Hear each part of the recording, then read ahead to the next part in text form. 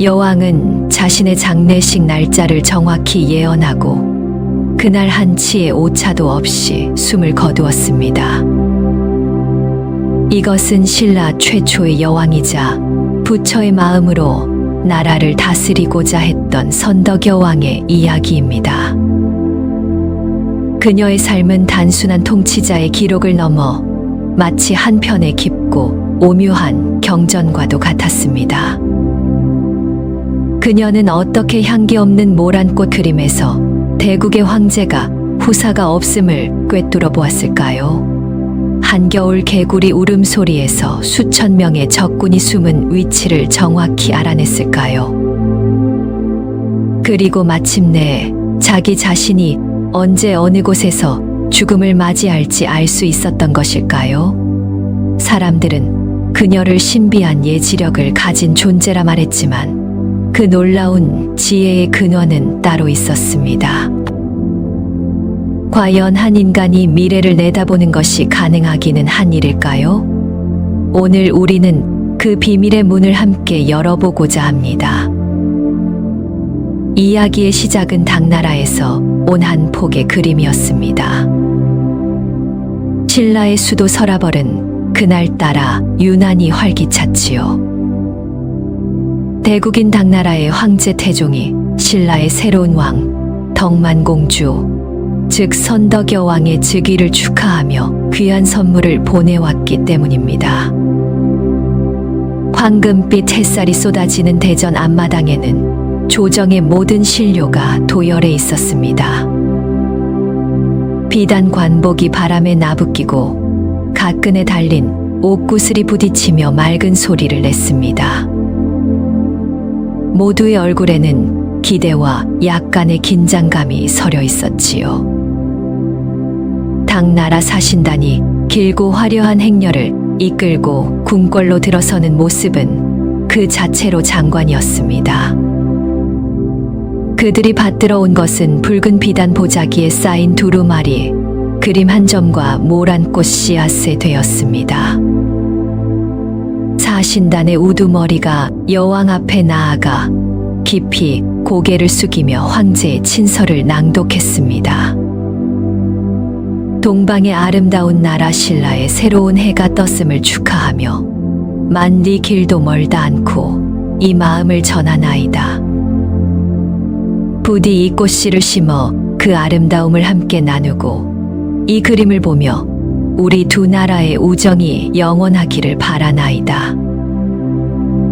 낭독이 끝나자 신하들 사이에서는 감탄의 탄성이 터져 나왔습니다. 드디어 비단 보자기가 벗겨지고 새하얀 화선지 위에 그려진 모란꽃 그림이 모습을 드러냈습니다. 아, 그 아름다움이란 마치 살아있는 듯 생생한 붉은색, 분홍색, 자색의 모란꽃 새송이가 화폭을 가득 채우고 있었지요. 금방이라도 꽃잎이 바람에 흔들릴 듯 섬세한 붓터치, 이슬을 머금은 듯 영롱한 색감은 보는 이의 넋을 빼놓기에 충분했습니다. 신하들은 저마다 앞으로 다가와 그림을 보며 칭송을 아끼지 않았습니다. 이야, 과연 대국의 솜씨는 다르구나. 마치 꽃의 향기가 코끝을 스치는 듯하도다. 보아라, 저 인맥 하나하나까지 살아 숨쉬는 듯하지 않은가. 이는 그림이 아니라 신의 조화로다. 한 늙은 신하는 눈물을 글썽이며 말했습니다. 우리 여왕 폐하의 아름다움이 저 머나먼 당나라에까지 알려졌으니 이 그림은 바로 폐하의 아름다움을 칭송하는 것이 아니고 무엇이겠습니까? 모두가 고개를 끄덕이며 여왕의 얼굴을 쳐다보았지요. 칭찬과 아첨이 난무하는 가운데 오직 한 사람, 선덕여왕만이 아무 말 없이 그림을 응시하고 있었습니다.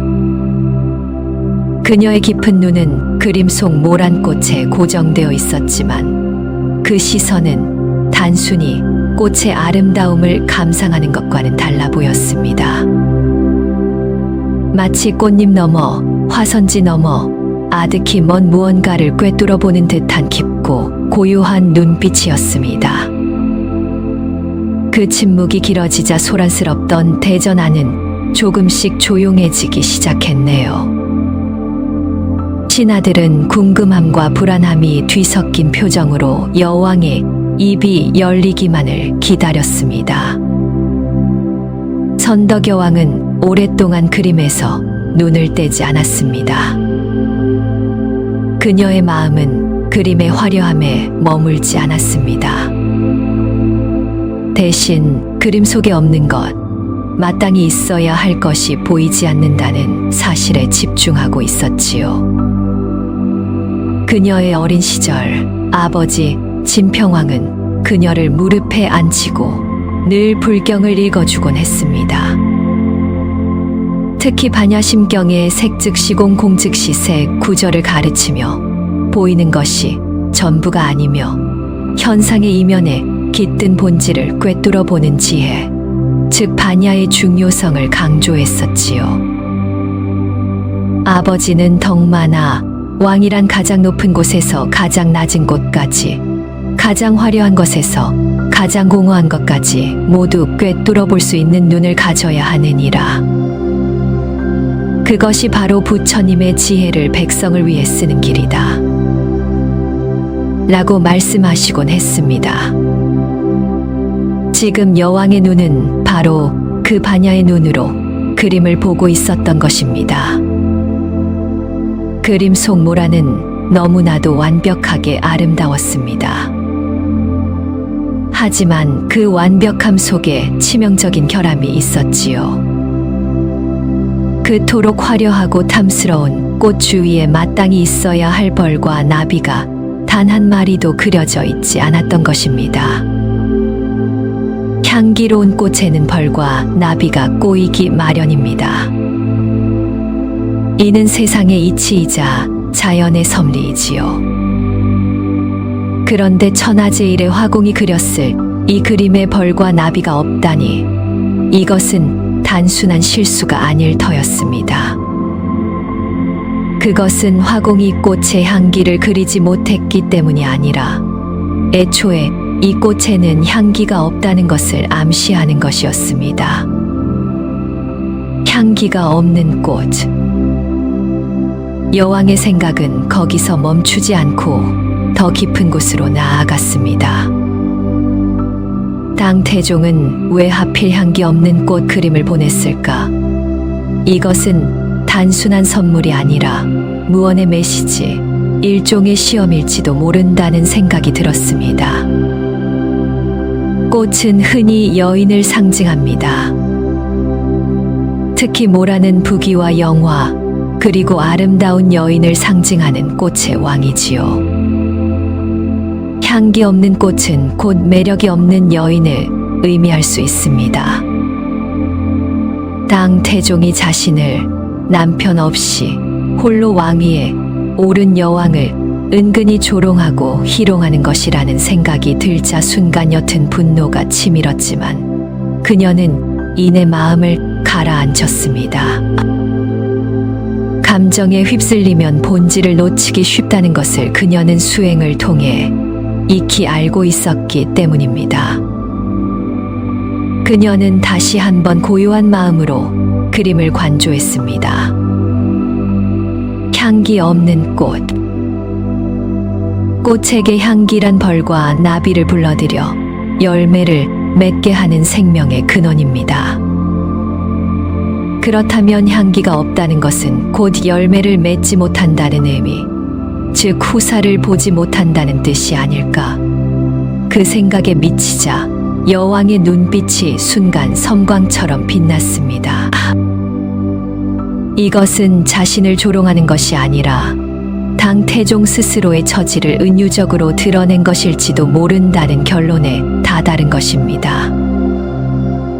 그는 아마도 신라의 새로운 왕이 이 그림에 담긴 깊은 뜻을 알아볼 수 있는지 시험하고 싶었을 테지요.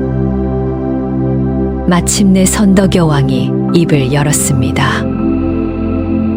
그녀의 목소리는 크지 않았지만 대전 안의 모든 신하의 귀에 똑똑히 들릴 만큼 맑고 힘이 있었습니다.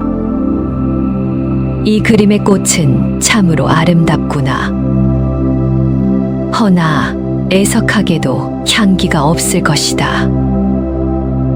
그 말에 신하들은 술렁이기 시작했습니다. 아니, 폐하. 어찌 그림만 보시고 향기의 유무를 아시나이까? 그림에서 향기가 날리는 만무하지만 이토록 아름다운 꽃에 어찌 향기가 없겠사옵니까?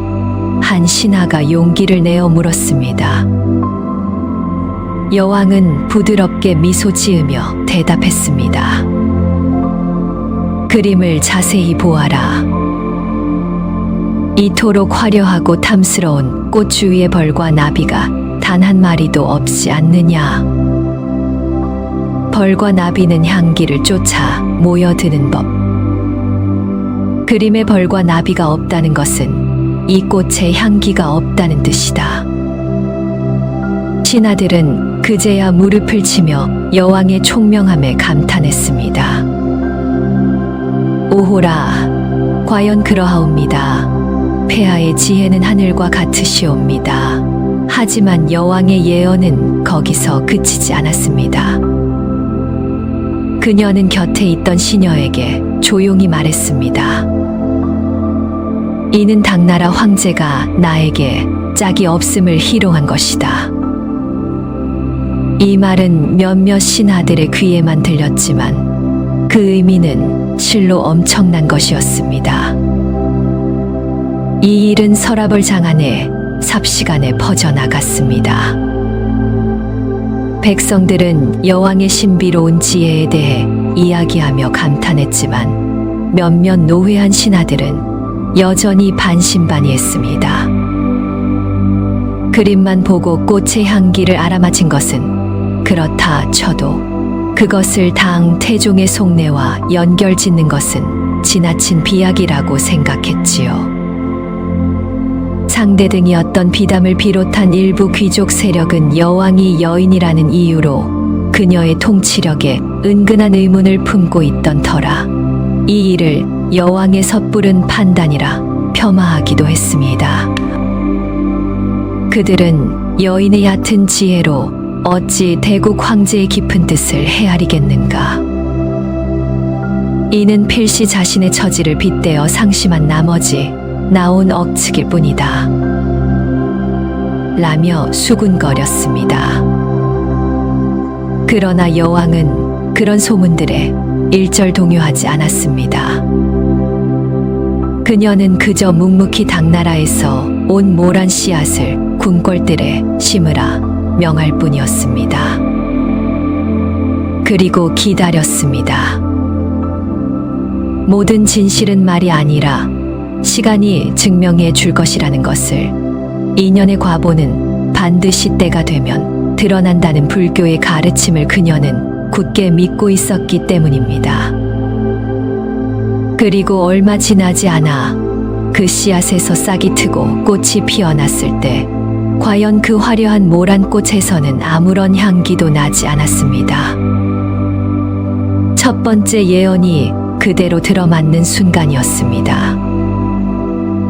그리고 몇 년 후 당나라에 다녀온 사신을 통해 마침내 두 번째 예언의 진위가 밝혀졌습니다. 당 태종이 총애하던 후궁들에게서 끝내 아들을 얻지 못해 후계자 문제로 깊은 고심에 빠져 있다는 소식이 전해진 것입니다. 그제야 모든 신하와 백성들은 선덕여왕의 지혜가 단순한 총명함이 아니라 사물의 본질을 꿰뚫는 신비로운 예지력임을 깨닫고 경외심을 품게 되었습니다. 이 일은 그녀의 통치 기반을 더욱 굳건히 하는 계기가 되었으며 선덕여왕의 이름 앞에는 지혜로운 왕이라는 수식어가 자연스럽게 따라붙게 되었지요. 첫 번째 예언으로 온 나라를 놀라게 한 선덕여왕의 지혜는 곧이어 닥쳐온 국가적 위기 앞에서 다시 한번 빛을 발하게 됩니다. 때는 영묘사가 한창 지어지고 있던 어느 겨울날이었습니다. 서라벌은 유난히 혹독한 추위에 꽁꽁 얼어붙어 있었지요. 낙엽진 나문 가지마다 하얀 서리가 칼날처럼 돋아났고 궁궐 연못인 옥문지는 두꺼운 얼음으로 뒤덮여 사람의 발길이 끊긴 지 오래였습니다. 온 세상이 깊은 동면에 빠진 듯 고요하기만 한데 바로 그 옥문지에서 기이한 일이 벌어졌습니다. 난데없이 수많은 개구리들이 얼음장 밑에서부터 울어대기 시작한 것입니다. 그것도 한두 마리가 아니라 마치 여름밤처럼 수천 마리가 한꺼번에 목청을 도두어 시끄럽게 울어대는 통에 고요하던 궁궐이 발칵 뒤집혔습니다. 개굴, 개굴, 개굴. 그 울음소리는 사나흘 밤낮으로 그치지 않았고 그 기괴한 소리에 백성들의 불안감은 점점 커져만 갔습니다. 아니, 이 엄동설 안에 개구리가 울다니 세상에 이런 변고가 어디 있단 말인가. 필시 나라의 큰 흉조가 될 징조가야. 혹시 하늘이 여왕이 다스리는 것을 노여워하는 것은 아닐까. 흉흉한 소문이 꼬리에 꼬리를 물고 서라벌 장안에 퍼져나갔습니다. 이 기이한 현상에 대해 신하들의 의견도 분분했습니다. 대전에서는 연일 대책회의가 열렸지만 뾰족한 수를 찾지 못했지요. 어떤 신하는 하늘에 제사를 올려 변고를 막아야 한다고 주장했고 또 어떤 신하는 불길한 징조이니 궁을 다른 곳으로 옮겨야 한다는 극단적인 주장까지 내놓았습니다. 모두가 두려움과 혼란에 빠져 어쩔 줄 몰라 할 때 선덕여왕은 홀로 깊은 생각에 잠겨 있었습니다. 그녀는 신하들의 소란스러운 논쟁을 잠재우고 조용히 옥문지로 향했습니다. 차가운 겨울바람이 그녀의 붉은 용포 자락을 세차게 흔들었지만 여왕의 표정에는 흔들림이 없었습니다. 그녀는 두꺼운 얼음이 언 연못가에 서서 귀를 기울였습니다. 얼음장 밑에서부터 울려나오는 개구리들의 울음소리는 단순한 소음이 아니었습니다. 그 안에는 무언가 절박한 외침, 분노와 원한이 서려 있는 듯 했습니다. 그녀는 눈을 감고 소리에 온 정신을 집중했습니다. 그녀의 마음은 고요한 수면과 같아져 개구리 울음소리라는 작은 파문이 일으키는 근원을 고스란히 비추기 시작했습니다. 불교에서 말하는 관법수행, 즉 소리를 통해 실상을 꿰뚫어보는 익은 원통의 경지였습니다. 한참 동안 명상에 잠겨있던 여왕이 마침내 눈을 떴습니다. 그녀의 눈빛은 이전보다 훨씬 더 깊고 명료해져 있었지요. 대전으로 돌아온 여왕은 불안에 떨고 있는 신하들을 향해 단호하게 말했습니다. 이는 흉조가 아니다. 시급히 군사를 일으켜야 할 위급한 신호이니라. 신하들은 또다시 술렁였습니다. 폐하, 고작 미물인 개구리 울음소리를 듣고 어찌 군사를 일으키라 명하시나이까. 지금 국력을 총동원하여 영묘사를 짓고 있는 마당에 섣불리 군사를 움직이는 것은 위험하옵니다. 반대 의견이 빗발쳤지만 여왕은 흔들리지 않았습니다. 그녀는 자신의 믿음과 통찰에 대한 확신이 있었습니다. 그녀는 신하들을 둘러보며 차분하지만 힘있는 목소리로 자신의 해석을 설명하기 시작했습니다. 그대들이 듣기에 저것은 그저 개구리 울음소리일 뿐이겠지. 허나 자세히 들어보아라. 저 소리는 단순한 울음이 아니다. 분노에 찬 함성이며 원한에 사무친 절규와 같다. 개구리의 성난 모습은 병사의 형상이요. 개구리가 모여 우는 것은 군사들이 집결한 모습이다. 신하들은 여전히 어리둥절한 표정이었지만 여왕의 설명은 계속되었습니다. 또한 방위를 보아라. 개구리가 우는 곳은 옥문지이다. 옥문, 즉 여자의 음부를 뜻하는 여근이라는 지명이 서라벌 서쪽에 있지 않은가. 개구리의 불룩한 배는 흰색이니 오행에서 흰색은 서쪽을 상징한다. 이는 서쪽 변방에 적군이 침입했음을 알리는 신호다. 그리고 여근곡이라는 지명은 음에 해당하니 적들은 필시 골짜기 깊숙한 곳, 남들이 보지 못하는 은밀한 곳에 숨어 있을 것이다. 여왕의 논리 정연한 설명에 신하들은 입을 다물지 못했습니다. 미물인 개구리의 울음소리에서 시작하여 병사의 형상, 방위, 지명, 오행의 원리까지 막힘없이 꿰뚫어보는 그 지혜 앞에 누구도 감히 이의를 제기할 수 없었습니다. 그녀의 통찰력은 단순한 점술이나 예언이 아니었습니다. 그것은 자연의 작은 변화 하나도 놓치지 않는 세심한 관찰력과 그 변화가 의미하는 바를 세상의 이치와 연결하여 해석해내는 깊은 지혜의 산물이었습니다. 마치 부처가 연꽃 하나를 들어보임으로써 진리를 설파했듯이 선덕여왕은 개구리 울음소리를 통해 국가의 위기를 읽어냈던 것입니다. 여왕은 즉시 명을 내렸습니다.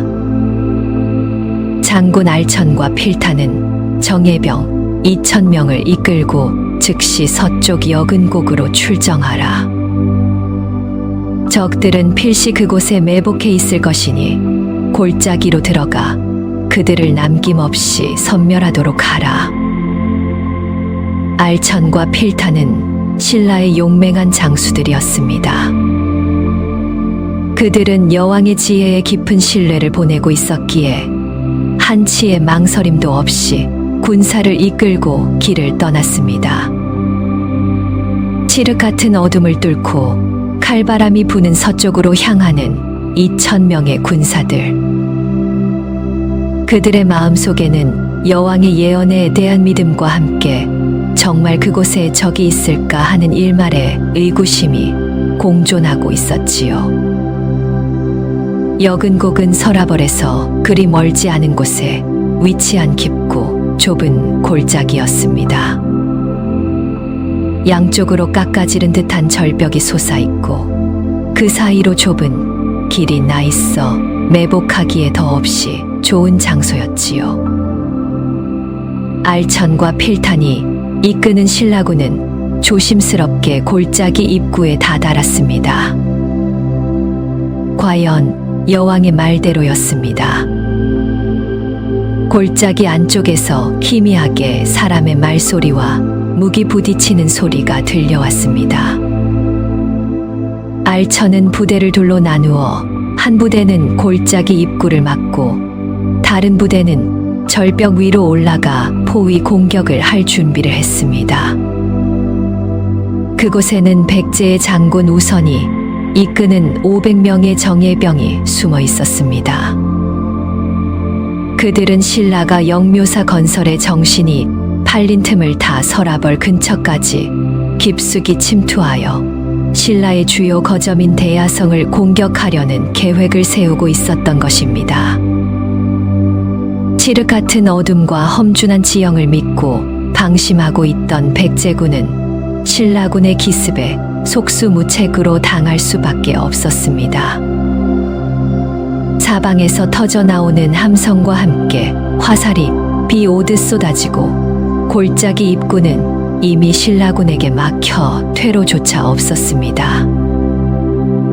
백제군은 제대로 싸워보지도 못하고 혼란에 빠져 무너졌고 장군 우선을 포함한 500명의 군사들은 그 자리에서 모두 목숨을 잃거나 사로잡혔습니다.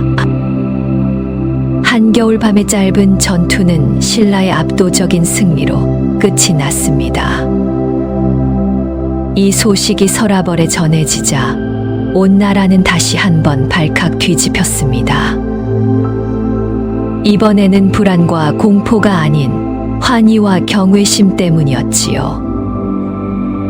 백성들은 여왕의 신묘한 지혜를 칭송하며 거리로 쏟아져 나와 춤을 추었고, 여왕의 통치력을 의심하던 신하들조차 그녀 앞에 엎드려 진심으로 충성을 맹세했습니다. 선덕여왕은 단순한 통치자를 넘어 나라의 위기를 미리 내다보고 백성을 구원하는 살아있는 보살과 같은 존재로 각인되었습니다. 알천과 필탄의 군대가 여근곡을 향해 질풍처럼 달려가던 그 밤, 서라벌 궁궐의 선덕여왕은 깊은 명상에 잠겨 있었습니다. 그녀는 불전에 나아가 향을 사르고 조용히 눈을 감았습니다. 그녀의 마음은 이제 서라벌을 떠나 차가운 겨울바람을 가르며 서쪽으로 향하는 2,000명의 병사들과 함께하고 있었지요. 그녀의 귀에는 더 이상 옥문지의 개구리 울음소리가 들리지 않았습니다. 대신 병사들의 거친 숨소리와 갑옷 스치는 소리, 그리고 얼어붙은 땅을 밟는 군홧발 소리가 생생하게 들려오는 듯 했습니다. 그녀는 병사 한 사람 한 사람의 얼굴을 떠올렸습니다. 누군가의 아들이고 누군가의 남편이며 누군가의 아버지일 그 소중한 생명들. 그녀는 그들이 무사히 돌아오기를 간절히 기도했습니다. 왕의 자리는 이처럼 수많은 생명의 무게를 짊어져야 하는 고독하고도 무거운 자리였습니다. 그녀의 기도는 단순한 승리를 위한 기원이 아니었습니다. 그것은 전장에 나아간 이들과 희생될지 모를 적군 모두를 향한 깊은 연민에서 우러나온 자비심의 발로였지요. 불교에서는 모든 생명은 소중하며 적이라 할지라도 그들 역시 고통받는 중생임을 잊지 말라고 가르칩니다. 선덕여왕은 승리를 염원하면서도 동시에 전쟁이라는 업이 가져올 피와 고통에 마음 아파하고 있었습니다. 한편 여근곡에 숨어든 백제의 장수 우선과 그의 군사들은 추위와 배고픔에 지쳐 있었습니다.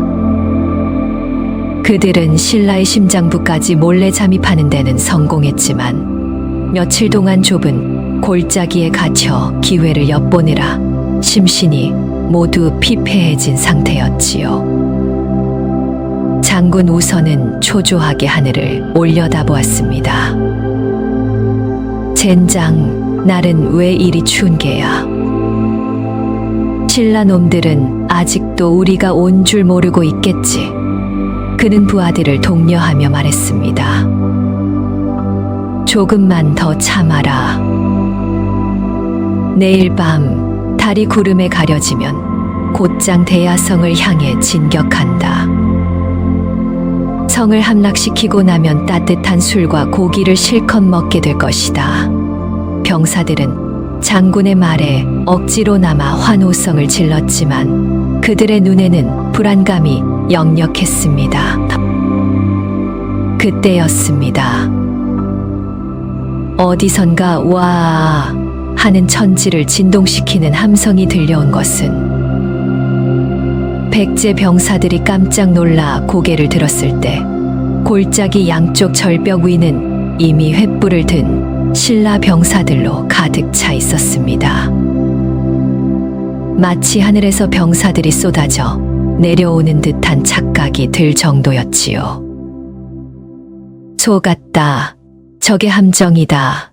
우선 장군이 다급하게 외쳤지만 이미 때는 늦었습니다. 하늘에서는 불화살이 비처럼 쏟아져 내렸고 골짜기 입구는 창과 방패로 무장한 신라군이 철벽처럼 막아서고 있었습니다. 좁은 골짜기는 순식간에 아비규환의 생지옥으로 변했습니다. 백제군은 제대로 대열을 갖추지도 못한 채 우왕좌왕하다가 신라군의 공격에 쓰러져 나갔습니다. 어둠 속에서 칼과 칼이 부딪히는 소리, 비명, 고함 소리가 뒤섞여 골짜기를 가득 메웠습니다. 알천 장군은 절벽 위에서 전장을 내려다보며 냉정하게 지휘했습니다. 활을 쏘는 자는 적의 지휘관을 노려라. 창을 든 자는 퇴로를 막고 한 놈도 살려보내지 마라. 그의 목소리는 겨울밤의 공기처럼 차갑고 단호했습니다. 신라 병사들은 여왕의 예언이 정확히 들어맞았다는 사실에 경외감을 느끼며 더욱 용맹하게 싸웠습니다. 그들에게 이 전투는 단순한 영토 싸움이 아니라 신성한 여왕의 뜻을 받드는 성전과도 같았습니다. 백제 장수 우선은 필사적으로 저항했습니다. 그는 남은 병사들을 이끌고 어떻게든 포위망을 뚫어보려 했지만 사방이 꽉 막힌 독 안에 쥐 신세였습니다. 그의 눈에 비친 것은 끝없이 밀려드는 신라군의 창날과 자신을 비웃는 듯한 횃불의 붉은 빛뿐이었습니다. 말도 안 돼. 우리가 이곳에 있는 것을 어떻게 알았단 말인가? 귀신이 곡할 노릇이오다. 그는 절망적으로 중얼거리며 칼을 휘둘렀지만 결국 알천이 쏜 화살에 가슴을 맞고 말에서 떨어졌습니다. 지휘관을 잃은 백제군은 완전히 전의를 상실하고 뿔뿔이 흩어져 도망치려 했지만 그들의 앞을 가로막은 것은 필탄이 이끄는 견고한 방패벽이었습니다. 전투는 오래가지 않았습니다. 500명의 백제 정예군은 거의 전멸했고 살아남은 자들은 모두 포로가 되었습니다. 여근곡의 차가운 땅은 뜨거운 피로 붉게 물들었고 계곡에는 죽은 자들의 신음소리만이 희미하게 남아 바람에 흩어지고 있었지요. 승전보가 서라벌에 전해진 것은 다음 날 새벽이었습니다. 알천과 필탄은 백제 장수 우선의 목과 포로들을 이끌고 개선했습니다. 성문 앞에 마중 나온 백성들은 승리한 군사들을 향해 뜨거운 환호를 보냈습니다. 선덕여왕 폐하 만세, 신라 만세. 그들의 함성은 서라벌 전체를 뒤흔들었습니다. 대전에 선 알천과 필탄이 여왕 앞에 무릎을 꿇고 승리를 보고했습니다. 폐하의 신묘한 지혜 덕분에 적을 섬멸하고 대승을 거두었나이다. 적장 우선의 목을 베고 남은 적들을 모두 사로잡았나이다. 선덕여왕은 피로와 먼지로 얼룩진 두 장군의 얼굴을 말없이 바라보았습니다. 그녀의 얼굴에는 승리의 기쁨보다는 깊은 안도감과 함께 전쟁으로 희생된 생명들에 대한 슬픔이 어려 있었습니다. 그녀는 자리에서 일어나 두 장군의 어깨를 손수 어루만져 주며 말했습니다. 장군들의 노고가 컸다. 그리고 무엇보다 추위와 어둠 속에서 나라를 위해 목숨을 걸고 싸워준 모든 병사에게 깊이 감사한다. 그대들이야말로 신라의 진정한 보배이다. 이 사건을 계기로 선덕여왕의 권위는 하늘을 찌를 듯 높아졌습니다. 이제 그 누구도 그녀가 여자라는 이유로 왕의 자질을 의심하지 않았습니다. 백성들은 그녀를 단순한 왕이 아니라 부처님의 가피를 입어 나라를 지키는 살아있는 수호신처럼 여기게 되었지요. 여왕의 지혜에 대한 소문은 국경을 넘어 백제와 고구려, 심지어 당나라에까지 전해졌습니다. 땅 태종은 선덕여왕이 한겨울 개구리 울음소리를 듣고 적의 매복을 간파했다는 이야기를 전해 듣고는 혀를 내두르며 감탄했다고 전해집니다. 신라에는 비록 여인이 왕이지만 보통 인물이 아니로다. 가히 하늘의 뜻을 아는 군주라 할 만하니 함부로 없이 여겨서는 안 될 것이다. 이로 인해 당나라는 신라를 이전보다 더욱 존중하게 되었고 두 나라의 관계는 한층 더 돈독해졌습니다. 선덕여왕의 지혜는 이처럼 나라 안에 결속을 다지고 밖으로는 나라의 위상을 높이는 강력한 힘이 되었습니다. 하지만 여왕 자신은 결코 교만해지지 않았습니다. 그녀는 이 모든 것이 자신의 능력이 아니라 부처님의 가르침을 따르고자 했던 마음에서 비롯된 것임을 알고 있었습니다. 그녀는 승리의 축하연이 끝난 깊은 밤, 다시 홀로 불전에 나아가 여근곡에서 쓰러져간 백제 병사들의 넋을 위로하는 기도를 올렸습니다. 승리의 영광 뒤에 가려진 죽음의 고통을 잊지 않는 것, 그것이야말로 진정한 왕의 덕목이라 믿었기 때문입니다. 여근곡의 승리 이후 신라는 안정을 되찾고 번영을 구가했습니다. 선덕여왕의 지혜로운 통치 아래 백성들의 삶은 풍요로워졌고 나라의 기틀은 더욱 굳건해졌지요. 황룡사 9층 목탑과 첨성대 건설이 순조롭게 진행되었고 분황사와 영묘사에서는 밤낮으로 불경 소리가 끊이지 않았습니다. 서라벌은 그야말로 부처님의 자비가 가득한 불국토의 모습을 갖추어 가고 있었습니다. 여왕의 나이도 어느덧 지긋해졌지만 그녀의 총기는 조금도 흐려지지 않았고 백성을 아끼는 마음은 더욱 깊어졌습니다. 신하들은 이제 여왕의 말 한마디 한마디를 하늘의 뜻처럼 받들었고 백성들은 그녀의 만수무강을 진심으로 기원했습니다. 모든 것이 평화롭고 순조로워 보이던 어느 날 여왕은 조정의 모든 신하를 대전으로 불러 모았습니다. 신하들은 또 무슨 좋은 일이 있으려나 하는 기대감에 부풀어 있었지요. 하지만 그날 여왕의 입에서 나온 말은 모두를 충격과 슬픔에 빠뜨리기에 충분했습니다. 선덕여왕은 옥좌의 단정에 앉아 평소와 다름없는 차분한 목소리로 말문을 열었습니다. 경들은 들으라. 내가 이 세상을 떠날 날이 머지않았다. 대전 안은 순간 물을 끼얹은 듯 조용해졌습니다. 신하들은 자신들의 귀를 의심했지요. 여왕은 건강해 보였고 그 얼굴 어디에서도 병색을 찾아볼 수 없었기 때문입니다. 한 신하가 황급히 앞으로 나아가 머리를 조아리며 말했습니다. 폐하, 어찌하여 그런 불길한 말씀을 하시나이까? 옥체 미령하신 곳이라도 있으시옵니까? 여왕은 부드럽게 고개를 저었습니다. 아니다.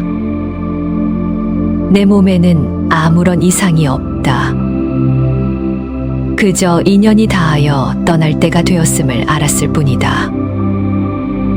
그녀는 계속해서 말을 이었습니다. 그 목소리는 너무나 평온하여 마치 먼 길 여행을 떠나는 사람이 작별 인사를 하는 것 같았습니다. 내가 죽는 날은 병오년 모월 모일이 될 것이다. 나를 도리천에 묻어주도록 하라. 신하들은 경악했습니다. 어떻게 사람이 자신의 죽을 날짜를 정확히 알 수 있단 말인가? 그것도 몇 년 뒤의 일을 말입니다. 게다가 도리천이라니. 도리천은 불교에서 말하는 하늘 세상, 즉 수미산 꼭대기에 있다는 제석천왕이 다스리는 천상 세계가 아닙니까? 땅 위에 있는 인간을 어찌 하늘 세상에 묻을 수 있단 말인가? 김유신과 김춘추를 비롯한 충신들은 눈물을 흘리며 여왕 앞에 엎드렸습니다. 폐하, 제발 그런 말씀은 거두어 주시옵소서. 폐하께서는 우리 신라의 태양이시며 자비로운 관세음 보살이십니다. 어찌 저희를 버리고 떠나려 하시나이까? 도리천이 어디에 있는 줄 저희는 알지 못하옵니다. 부디 저희가 따를 수 있는 명을 내려주시옵소서. 신하들의 애끓는 만류에도 여왕의 표정에는 변화가 없었습니다. 그녀는 슬퍼하는 신하들을 자애로운 눈빛으로 바라보며 말했습니다. 슬퍼하지 마라. 태어남이 있으면 죽음이 있는 것은 세상의 이치이니 이는 나라고 해서 비켜갈 수 있는 것이 아니다. 금강경에서도 이르지 않았더냐. 일체유위법 여몽환 포영 여로 여겨전 응자겨시관. 즉 이 세상 모든 것은 꿈과 같고 환상과 같고 물거품과 같으며 이슬과 같고 또한 번개와 같으니 마땅히 이와 같이 보아야 한다고 말이다. 나의 죽음 또한 그저 인연 따라 잠시 머물던 이 몸을 벗는 것일 뿐 영원한 이별은 아니다. 여왕의 말은 깊은 불법의 진리를 담고 있었지만 당장의 슬픔에 빠진 신하들의 귀에는 잘 들어오지 않았습니다. 그들은 그저 여왕을 잃고 싶지 않은 마음뿐이었지요. 김춘추가 다시 한번 간청했습니다. 폐하, 100번 양보하여 폐하의 예언을 믿는다 하더라도 도리천이 어디인지 알지 못하는데 어찌 유언을 받들겠사옵니까? 그러자 여왕은 대전 밖 남쪽을 가리키며 말했습니다. 서라벌 남쪽에 있는 낭산 정상이 바로 도리천이다. 신하들은 더욱 이해할 수 없었습니다. 낭산은 그저 평범한 야산일 뿐인데 어찌하여 그곳이 하늘 세상인 도리천이란 말인가? 하지만 여왕의 어조는 너무나 확고하여 더 이상 묻는 것조차 불경스럽게 느껴질 정도였습니다. 그날의 조회는 그렇게 끝이 났습니다. 신하들은 무거운 마음으로 대전을 물러나왔고 궁궐 전체는 깊은 침묵과 슬픔에 잠겼습니다. 여왕이 자신의 죽음을 예언했다는 소문은 삽시간에 퍼져나가 백성들은 모두 하늘이 무너지는 듯한 슬픔에 빠졌습니다. 사람들은 여왕의 예언이 틀리기를, 부디 그날이 오지 않기를 간절히 기도했습니다. 그날 이후 여왕은 남은 시간을 나라의 미래를 위해 쏟아부었습니다. 그녀는 자신의 뒤를 이을 진덕여왕을 내정하고 김춘추와 김유신에게 후사를 부탁하며 신라의 미래를 위한 계획들을 하나하나 정리해 나갔습니다. 그녀의 모습 어디에서도 죽음을 앞둔 사람의 어두운 그림자는 찾아볼 수 없었습니다. 오히려 하루하루를 더욱 소중히 여기며 마지막 순간까지 백성을 위한 자신의 소임을 다하려는 굳은 의지만이 엿보일 뿐이었지요. 그녀는 틈틈이 당대 최고의 고승이었던 자장율사를 불러 깊은 대화를 나누곤 했습니다. 어느 날 자장율사가 조심스럽게 물었습니다. 폐하, 어찌하여 낭산을 도리천이라 하셨나이까? 신승이 어리석어 그 깊은 뜻을 헤아리지 못하겠나이다. 여왕은 창밖의 낭산을 바라보며 잔잔한 미소와 함께 대답했습니다. 율사여, 부처님께서는 마음이 곧 부처요. 이 자리가 바로 정토라 하지 않으셨소. 도리천이 어찌 수미산 꼭대기에만 있겠소. 내가 죽어 이 나라를 지키고자 하는 마음으로 그곳에 묻히면 그곳이 바로 나에게는 도리천이 되는 것이요. 또한 훗날 내 무덤 아래에 부처님의 법을 수호하는 사천왕사가 들어설 것이니 불법을 수호하는 천왕들의 머리 위에 내가 있게 되는 셈이지. 그러니 그곳이 도리천이 아니고 무엇이겠소. 자장율사는 여왕의 말에 큰 충격과 감동을 받았습니다. 여왕은 단순히 자신의 무덤 자리를 정한 것이 아니었습니다. 자신의 죽음 이후까지도 내다보며 자신의 혼이 부처님의 법과 함께 이 나라 신라를 영원히 지키게 될 것임을 알고 있었던 것입니다. 이것은 단순한 예지력을 넘어 시간과 공간을 초월한 거대한 원력의 발현이었습니다. 육신의 죽음을 넘어 법신으로 영원히 이 땅에 머물고자 하는 보살의 서원이었습니다. 자장율사는 자리에서 일어나 여왕을 향해 깊이 합장했습니다. 폐하의 깊은 뜻을 이제야 알았나이다. 폐하께서는 진정 이 땅에 오신 보살이시옵니다. 여왕의 예언은 단순한 미래 예측이 아니었습니다.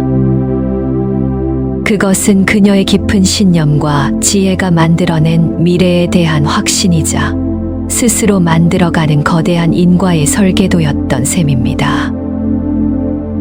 그녀는 죽음을 두려워하거나 피하려 하지 않았습니다.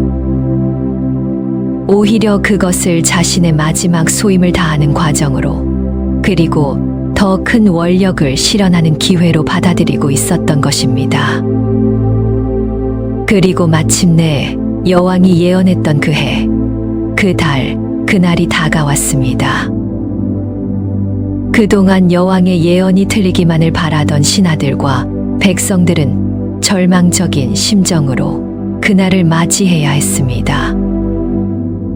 하늘도 슬퍼하는지 아침부터 겨울비가 부슬부슬 내렸습니다. 여왕은 며칠 전부터 가벼운 병을 앓기 시작했지만 정신은 여전히 맑고 평온했습니다. 그녀는 깨끗이 목욕하고 새 옷으로 갈아입은 뒤 자신을 돌봐 온 신하들과 궁녀들을 불러 모았습니다. 그리고 한 사람 한 사람의 손을 잡아주며 마지막 인사를 건넸습니다. 그동안 고마웠다. 부디 슬퍼하지 말고 새로운 왕을 잘 보필하여 이 나라를 더욱 굳건히 지켜다오. 나는 이제 도리천으로 긴 여행을 떠난다. 그녀의 목소리에는 조금의 떨림도 미련도 없었습니다. 마치 오랜 지기에게 작별을 고하는 듯 담담하고 따뜻했습니다. 그녀는 조용히 눈을 감고 가부좌를 틀고 앉아 명상에 들었습니다. 그리고 예언했던 바로 그 시가 마치 깊은 잠에 빠지듯 조용히 숨을 거두었습니다. 한 점 흐트러짐도 없이 고요하고 평화로운 마지막이었습니다. 향기 없는 모란 꽃의 비밀을 꿰뚫어보고 한겨울 개구리 울음소리에서 적의 침입을 막아냈던 신라 최초의 여왕. 그녀는 자신의 마지막 예언마저 완벽하게 실현시키며 그렇게 전설이 되었습니다. 선덕여왕의 죽음은 신라 전체를 깊은 슬픔에 잠기게 했습니다. 백성들은 어미를 잃은 아이처럼 통곡했고 서라벌의 하늘은 며칠 동안이나 잿빛 구름에 덮여 있었습니다. 하지만 슬픔 속에서도 신하들은 여왕의 마지막 유언을 받들어야 했습니다. 그들은 여왕의 관을 메고 그녀가 생전에 도리천이라 불렀던 낭산으로 향했습니다. 장례 행렬은 끝이 보이지 않을 정도로 길게 이어졌고 길가에 늘어선 백성들은 눈물로 여왕의 마지막 가는 길을 배웅했습니다. 낭산 정상에 다다르자 신하들은 다시 한 번 의문에 휩싸였습니다. 평범하기 그지없는 이 작은 언덕이 어찌하여 부처님이 계신 하늘 세상이란 말인가? 그들은 여전히 여왕의 깊은 뜻을 온전히 헤아리지 못하고 있었습니다. 하지만 그들은 여왕의 유언에 따라 정성껏 무덤을 만들고 그녀의 육신을 그 안에 고이 모셨습니다. 그렇게 선덕여왕은 자신이 예언했던 그곳 낭산의 품에 영원한 잠이 들었습니다. 그녀의 무덤은 화려하지 않았지만 서라벌 시내와 드넓은 평야를 한눈에 굽어볼 수 있는 참으로 아늑하고 평화로운 곳이었습니다. 시간이 흐르고 신라의 왕위는 선덕여왕의 예언대로 진덕여왕에게 그리고 다시 김춘추 즉 태종무열왕에게로 이어졌습니다. 무열왕과 그의 아들 문무왕은 선덕여왕이 닦아놓은 기틀 위에서 마침내 백제와 고구려를 차례로 정복하고 삼국 통일의 위협을 달성하게 됩니다. 선덕여왕이 뿌린 지혜와 원력의 씨앗이 마침내 거대한 결실을 맺은 것입니다. 통일 전쟁의 과정은 결코 순탄치 않았습니다. 수많은 병사들이 피를 흘렸고 백성들은 오랜 전쟁에 지쳐갔습니다. 특히 삼국을 통일한 이후에도 신라를 돕는 척하며 한반도를 차지하려 했던 당나라의 야욕은 새로운 위협으로 다가왔습니다. 문무왕은 이 거대한 외세에 맞서 힘겨운 싸움을 벌여야만 했습니다. 그는 밤낮으로 나라의 안위를 걱정하며 이 위기를 극복할 지혜를 구하고자 했습니다. 그러던 어느 날 밤 문무왕은 꿈속에서 선덕여왕을 만났습니다. 꿈속의 선덕여왕은 생전의 모습 그대로 자애로운 미소를 띤 채 문무왕에게 말했습니다. 왕이여, 너무 근심하지 마시오. 부처님의 법력과 호국용의 힘으로 이 나라를 지키고자 하니 나의 무덤 아래에 사천왕사를 지으시오. 그리하면 모든 외적이 물러가고 나라는 영원히 평안할 것이오. 꿈에서 깨어난 문무왕은 온몸에 전율을 느꼈습니다. 그는 곧바로 신하들을 불러 모아 자신의 꿈 이야기를 하고 선덕여왕의 무덤이 있는 낭산 일대를 다시 살펴보게 했습니다. 그리고 그때 10여 년 전 선덕여왕이 남겼던 마지막 예언의 의미를 기억해내는 늙은 신하가 있었습니다. 폐하, 신이 기억하기로 선덕여왕 폐하께서는 생전에 훗날 내 무덤 아래에 부처님의 법을 수호하는 사천왕사가 들어설 것이니 그곳이 바로 도리천이다라고 말씀하셨습니다. 그 말을 듣는 순간 문무왕과 모든 신하들은 거대한 깨달음에 휩싸였습니다. 아, 이것이었구나. 선덕여왕이 낭산을 도리천이라 칭했던 진정한 의미가 바로 이것이었구나. 그녀는 자신의 죽음 이후 수십 년 뒤에 일어날 삼국 통일과 당나라와의 전쟁, 그리고 그 위기를 극복하기 위해 사천왕사가 세워질 것까지 모두 내다보고 있었던 것입니다. 그녀의 예언은 단순한 미래 예측이 아니라 시간의 흐름을 꿰뚫어보는 거대한 지혜의 눈, 즉 해안의 경지에서 비롯된 것이었습니다.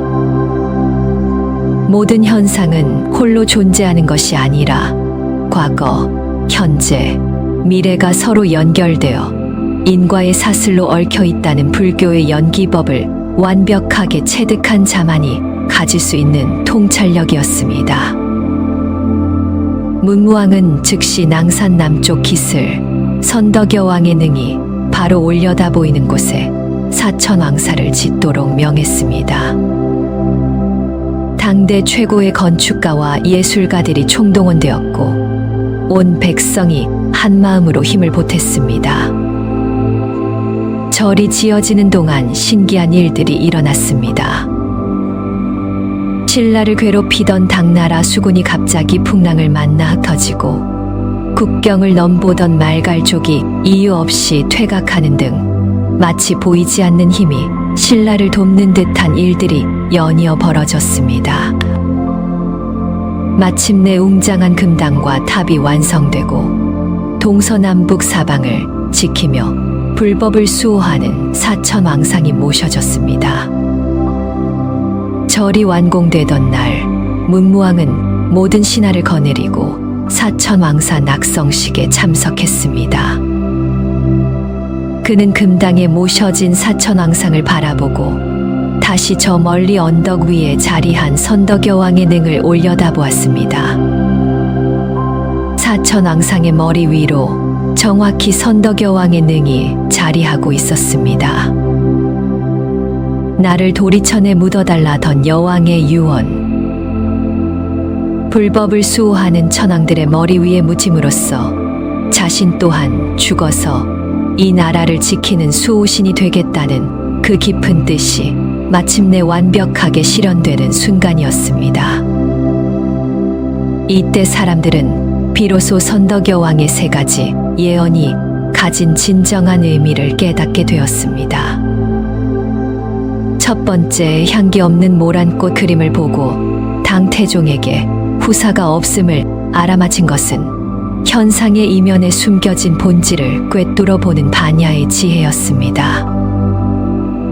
두 번째, 한겨울 개구리 울음소리를 듣고 여근곡의 복병을 알아낸 것은 세상 만물이 서로 연결되어 있음을 아는 연기의 지혜였습니다.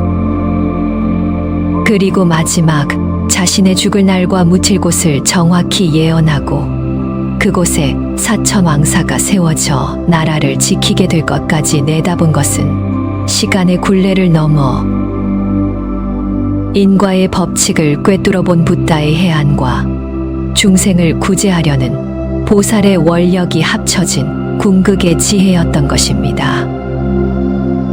그녀의 예지력은 초자연적인 신비가 아니었습니다. 그것은 평생에 걸친 깊은 불교적 수행과 사색, 그리고 백성을 향한 끝없는 자비심이 빚어낸 위대한 깨달음의 결실이었습니다. 그녀는 왕의 자리에 앉아 있었지만 그 마음은 언제나 깨달음을 향해 나아가는 수행자였으며 중생의 고통을 함께 아파하는 보살이었습니다. 선덕여왕의 이야기는 우리에게 질문을 던집니다. 진정한 지혜란 무엇일까요? 그것은 단순히 많은 것을 아는 지식이 아닙니다. 그것은 눈에 보이는 현상 너머의 본질을 보고 나와 남이 다르지 않음을 깨달으며 모든 생명을 자비의 눈으로 바라보는 마음입니다. 선덕여왕은 한 나라의 군주로서 그 지혜를 몸소 실천하고 증명해 보였습니다. 그녀의 무덤이 있는 낭산은 더 이상 평범한 언덕이 아니었습니다. 그곳은 한 위대한 영혼이 잠들어 나라의 안녕을 기원하는 성스러운 땅, 신라인들의 마음속에 영원히 살아있는 도리천이 되었습니다. 그리고 그 아래 세워진 사천왕사는 불법의 힘으로 나라를 지키는 굳건한 반석이 되어 통일 신라의 평화와 번영을 오랫동안 지켜주었습니다.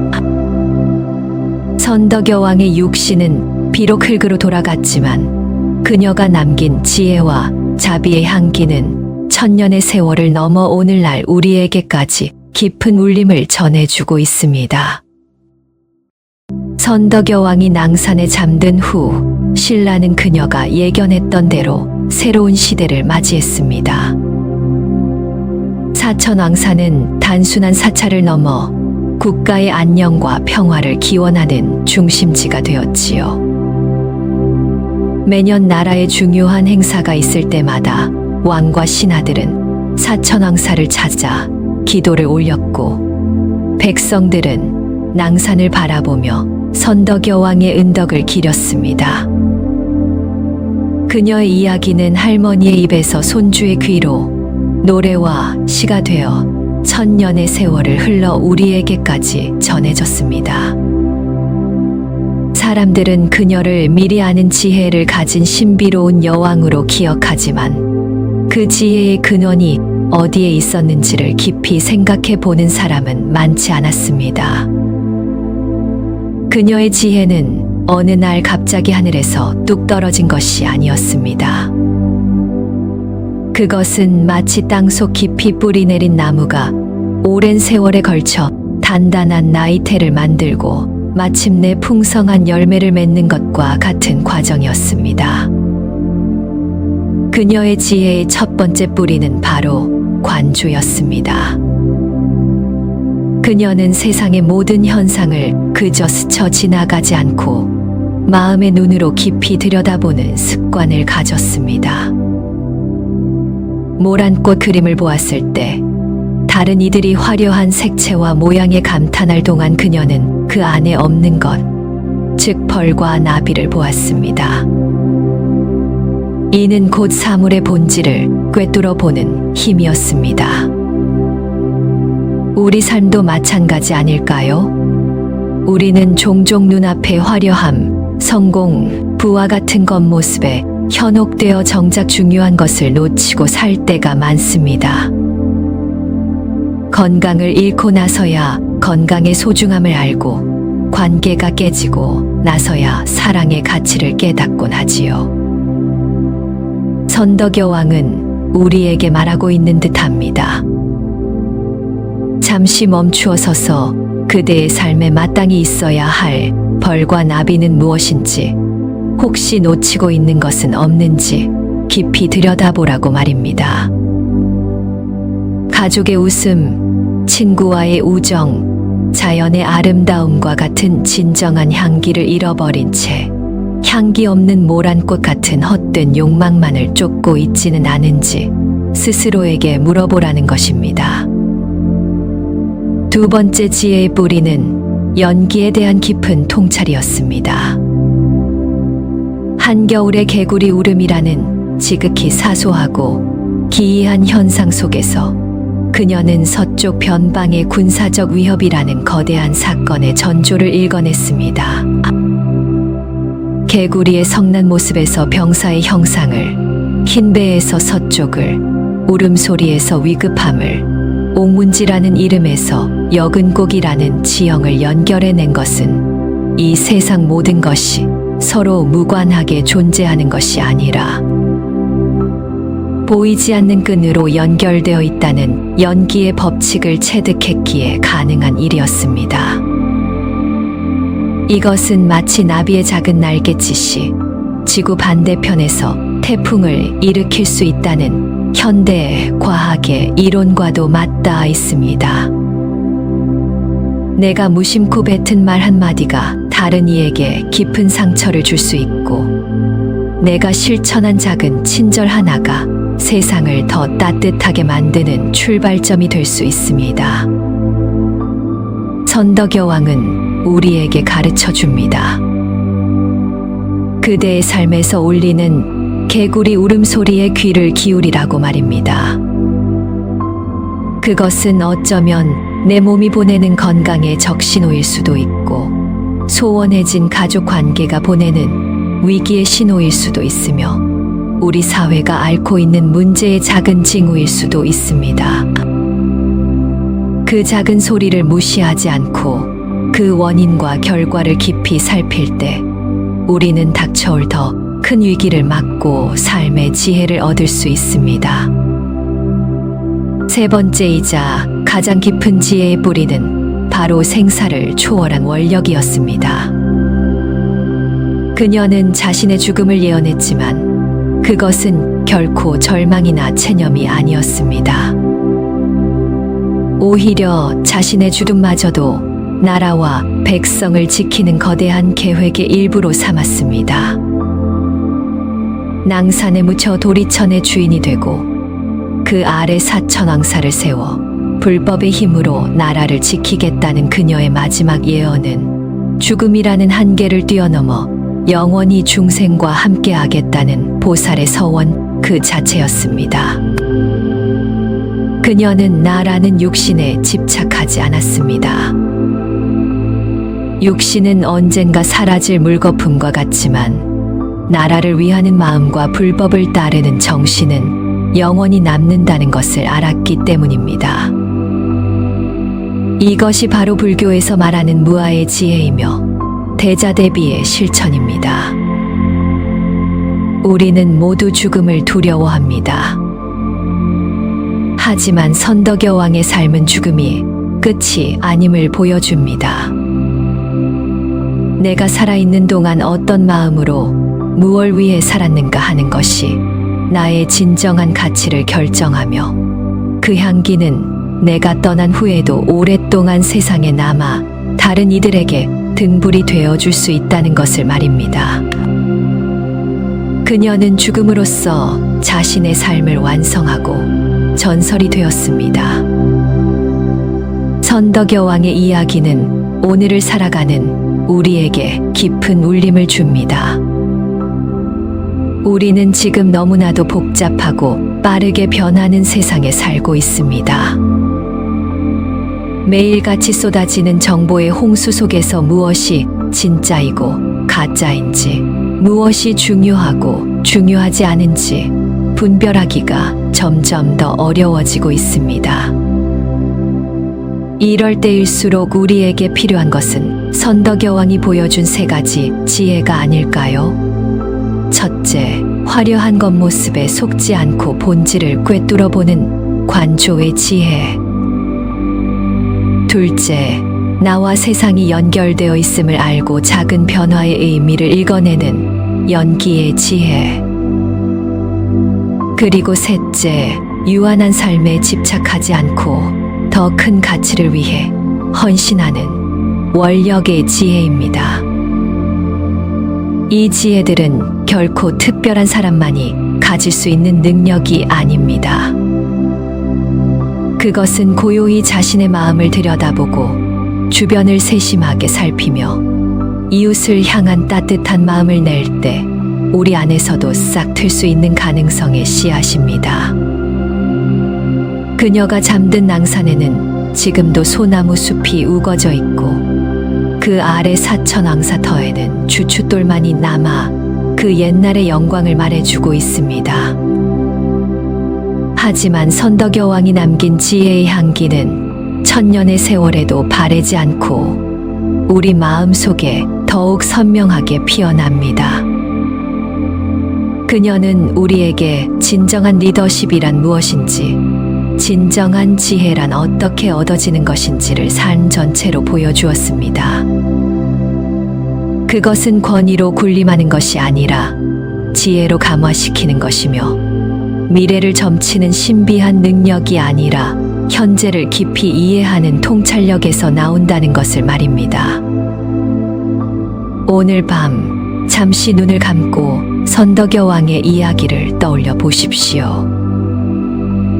그리고 내 삶의 모란 꽃과 개구리 울음소리, 그리고 내가 남기고 싶은 향기는 무엇인지 조용히 성찰해 보는 시간을 가져보는 것은 어떨까요? 그 성찰의 끝에서 우리는 어쩌면 우리 자신만의 도리천으로 가는 길을 발견하게 될지도 모릅니다. 오늘 우리는 신라의 밤하늘을 밝혔던 가장 빛나는 별, 선덕여 왕의 이야기를 함께 여행했습니다. 당나라에서 온 향기 없는 모란꽃 그림에서 황제의 고뇌를 읽어낸 지혜, 한겨울 옥문지의 개구리 울음소리에서 수천의 적군을 물리친 통찰, 그리고 마침내 자신의 죽음마저 예언하고 그 죽음을 통해 나라를 지키는 영원한 수호신이 된 그녀의 삶. 이 세 가지 신비로운 이야기는 그저 오래된 전설이 아니라 오늘을 살아가는 우리에게 깊은 깨달음을 주는 살아있는 법문과도 같습니다. 선덕여왕의 지혜는 어디에서 왔을까요? 그것은 신비한 초능력이 아니었습니다. 그녀의 지혜는 바로 보는 것과 듣는 것, 그리고 아는 것에 대한 깊이가 남달랐기 때문입니다. 그녀는 눈앞의 현상 너머에 있는 본질을 보았고 세상의 모든 소리 속에 담긴 인과의 이치를 들었으며 태어남과 죽음의 경계를 넘어선 영원한 진리를 알았던 것입니다. 이는 평생에 걸친 불교적 수행과 사색, 그리고 백성을 내 몸처럼 아끼는 자비심이 없었다면 결코 이룰 수 없는 경지였을 겁니다. 그녀는 왕이었지만 그 삶은 한 명의 구도자, 한 명의 보살과 다르지 않았습니다. 모란꽃 이야기는 우리에게 분별의 지혜를 가르쳐 줍니다. 세상의 화려한 겉모습과 달콤한 말에 속지 않고 그 이면에 숨겨진 진실을 꿰뚫어 볼 수 있는 눈을 가지라고 말합니다. 우리를 행복하게 하는 것은 겉으로 보이는 부와 명예가 아니라 눈에 보이지 않는 사랑, 우정, 진실함과 같은 진정한 향기라는 것을 잊지 말아야겠습니다. 개구리 울음소리 이야기는 연결의 지혜를 일깨워 줍니다. 이 세상에 홀로 존재하는 것은 아무것도 없습니다. 나의 작은 행동 하나, 생각 하나가 온 세상과 연결되어 나비 효과를 일으킬 수 있음을 기억해야 합니다. 내 주변에서 일어나는 작은 변화와 신호들을 무시하지 않고 귀 기울일 때 우리는 더 큰 불행을 막고 더 나은 미래를 만들어갈 수 있을 것입니다. 마지막으로 그녀의 죽음에 대한 예언은 우리에게 초월의 지혜를 보여줍니다. 죽음은 끝이 아니라 새로운 시작일 수 있습니다. 육신은 비록 유한하지만 우리가 남긴 선한 의지와 사랑의 마음은 시간을 넘어 영원히 남을 수 있습니다. 선덕여왕이 죽어서 도리천의 주인이 되어 나라를 지키고자 했던 것처럼 우리 또한 유한한 삶 속에서 무얼 남기고 갈 것인지 깊이 고민해야 합니다. 나라는 작은 울타리를 넘어 이웃과 사회, 그리고 다음 세대를 위한 선한 원력을 세울 때 우리의 삶은 비로소 죽음을 넘어선 영원한 의미를 갖게 될 것입니다. 선덕여왕은 1500년 전 이 땅에 살았던 위대한 군주이자 우리 모두의 마음 속에 영원히 살아있는 지혜의 스승입니다. 그녀의 이야기는 우리에게 묻습니다. 당신은 지금 무얼 보고, 무얼 듣고, 무얼 향해 나아가고 있습니까? 당신의 삶에는 진정한 향기가 있습니까? 당신의 삶이 끝났을 때 당신은 어떤 이야기로 기억되고 싶습니까? 그녀가 남긴 이 질문들이 오늘 밤 여러분의 마음에 깊은 울림과 성찰의 계기가 되기를 바랍니다. 그녀가 자신의 죽음마저 평화롭게 받아들일 수 있었던 것은 삶의 모든 순간을 깨어있는 마음으로 최선을 다해 살았기 때문일 것입니다. 우리 또한 매 순간을 소중히 여기고 지혜와 자비의 눈으로 세상을 살아간다면 언젠가 우리도 그녀처럼 평온한 마음으로 삶의 마지막 페이지를 맞이할 수 있지 않을까요? 그녀가 잠든 낭산의 흙과 바람은 지금도 그 향기를 품고 우리에게 끊임없이 말을 건네고 있는지도 모릅니다. 오늘 이야기가 여러분의 마음에 작은 씨앗 하나를 심었다면 그 씨앗에 정성껏 물을 주어 지혜와 자비의 꽃을 피워내시기를 기원합니다.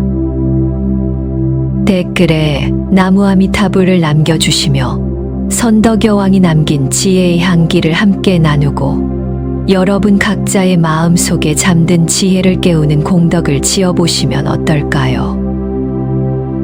부처님의 자비가 늘 여러분과 함께 하시기를 축원합니다.